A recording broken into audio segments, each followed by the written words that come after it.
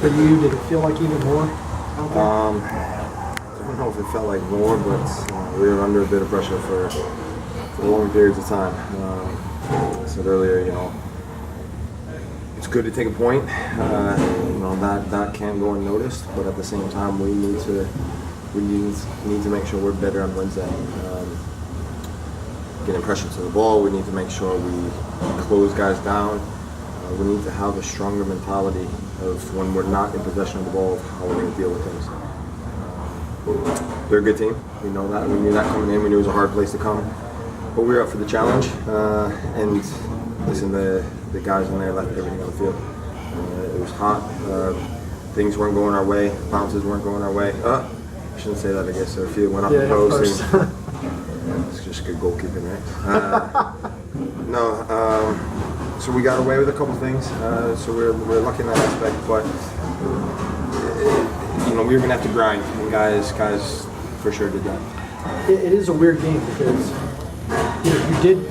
you were able to get the point, but there were still a lot of things you can do, but you didn't play hard. I mean, which area is it that needs to you can improve on? I think our organization defensively. You can't allow someone like David Villa time on the ball to pick a pass. You can't allow someone like Maxi to be able to get his head up and find David Villa, who's making a great run as somebody else is pulling out one of our center backs and creating a massive gap of space for Villa to run into, for Maxi to play the ball. Those things aren't going to last for 90 minutes. They're going to get chances. Unfortunately, I was able to make some saves, but those moments we need to make sure we're all on the same page in terms of how we're going to defend certain situations. Were the things you prepare for, or did you want CFC break out some new stuff that you haven't seen? No, I think again, there's a reason why they've had such a good record at this stadium at the home field. It's a tough place to come. For one reason or another, it's a tough place to come, and on top of that, they're a very good team, and they play to their strengths. They do a good job of exposing gaps and exposing spaces in between the lines that are difficult to get to. And when their backs are against the wall, it feels like it's even a bigger mountain to climb when you're absorbing wave after wave of attack.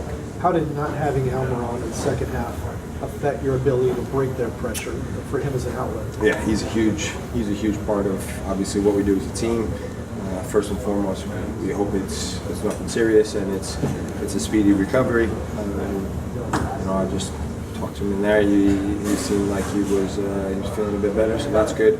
But of course, right? We've all seen what his ability is with the ball, and you can give him the ball at the top of our box, and he can dribble in the 85th minute, 75, 90 yards to the other side of the field, and create a chance for us. And so we lost that aspect of it.